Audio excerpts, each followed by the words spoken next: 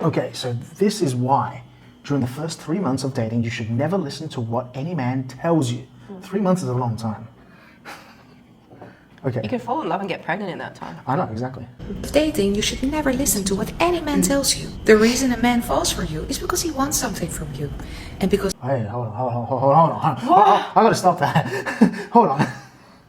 What? Okay. Lot to unpack. Deep breath. Yeah, I think we're only 9 seconds in. Okay.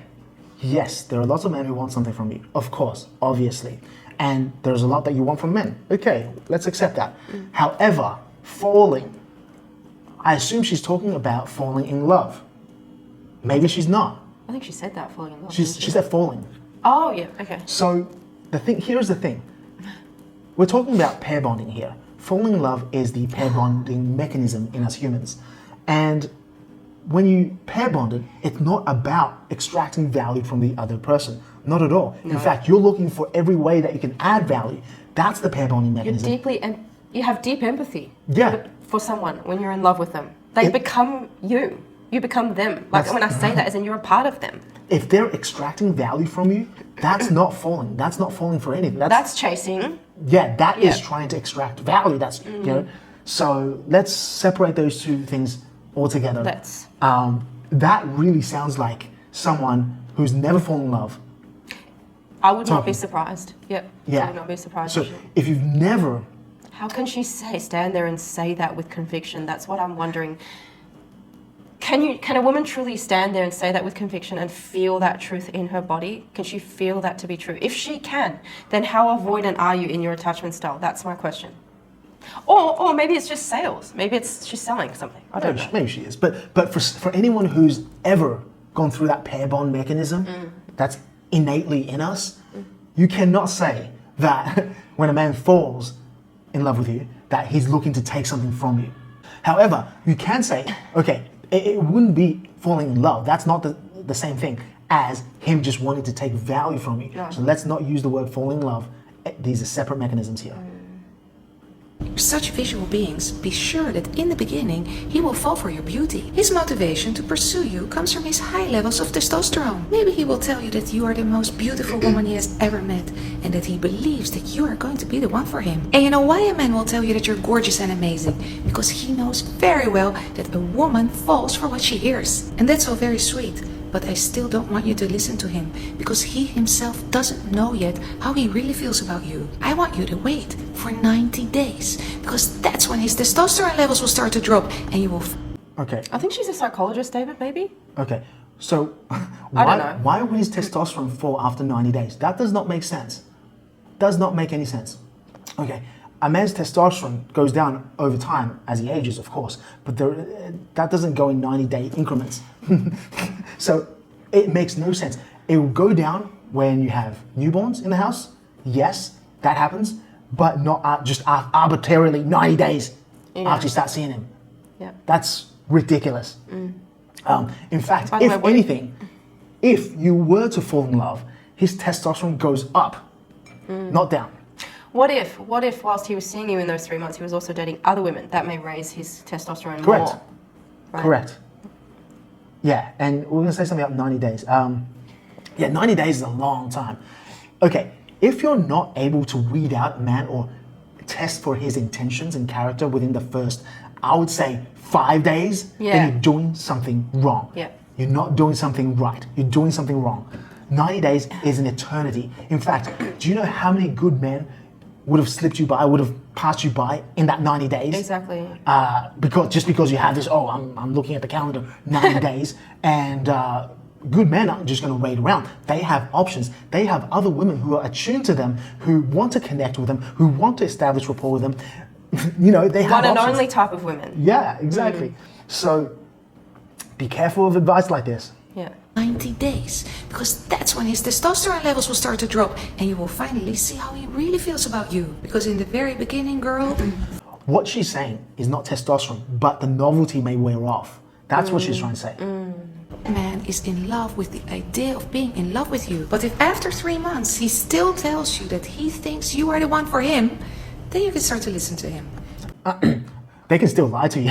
How many women have been stuck told, in "You're that the one for me," situation yeah. for 10, 20 years? Yeah. A man just string her along, saying, "Oh, you're the one. Yeah, you're gonna do great things. We're gonna get married, etc." Just pulling your leg and stringing you along, Yeah. just so that he could keep you as a resource. Meanwhile, all her friends are getting married and having babies already, right?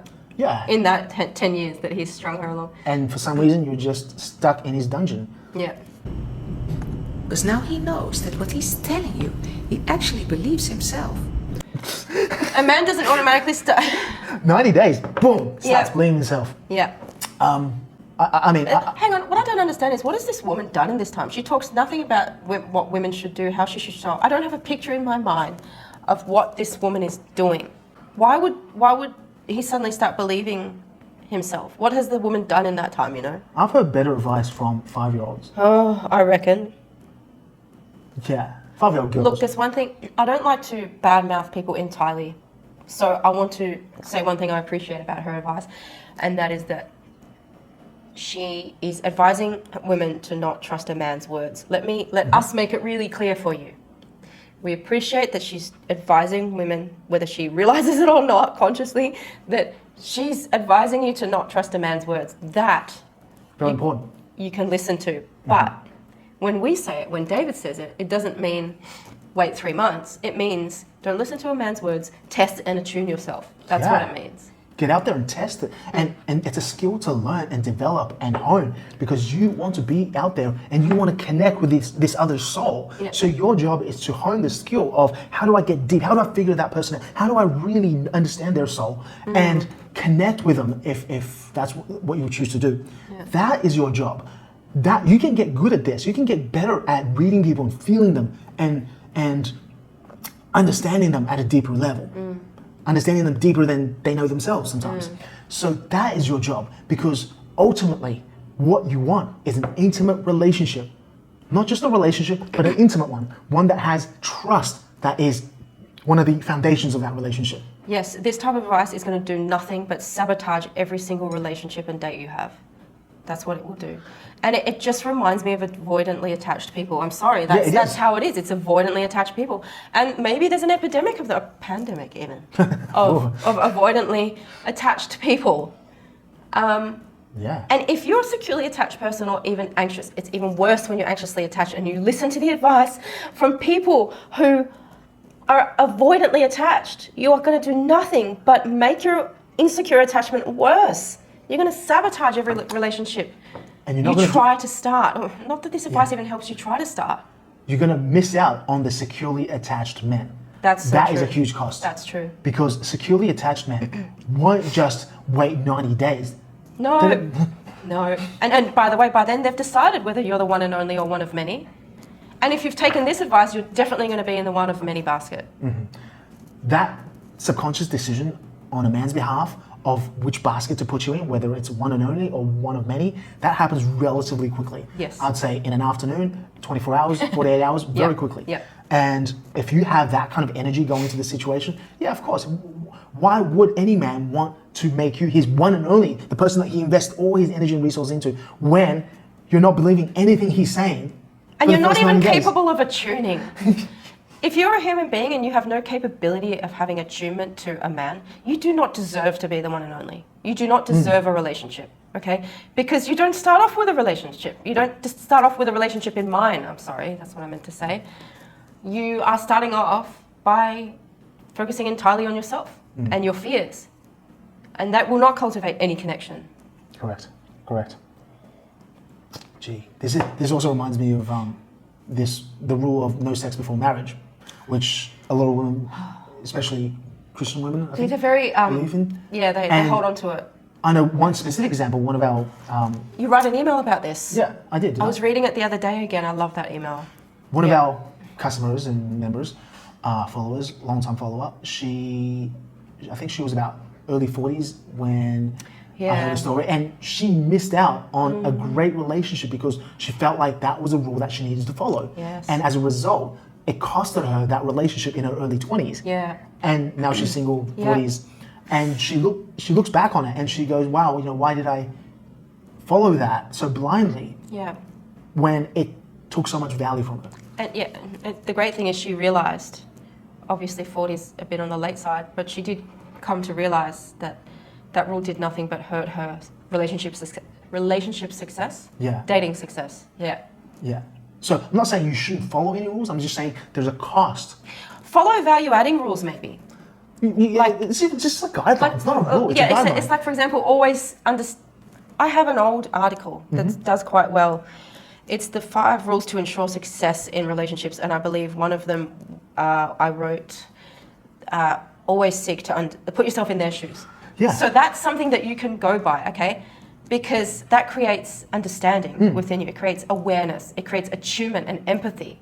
And if you're worried that by putting yourself in someone else's shoes, you're going to lose yourself, no, that's not what it's going to do. Once you've put yourself in their shoes, once you've gained that understanding, you come out of that. You don't need to be in their shoes anymore. Yeah. You're not going to lose yourself by leading with understanding. So don't be afraid of that. Wait, before you go, imagine 3 magical words so powerful that it got my coaching client's boyfriend to propose to her within 7 days. Yup, it's all in this book. Click the link on the screen to learn more.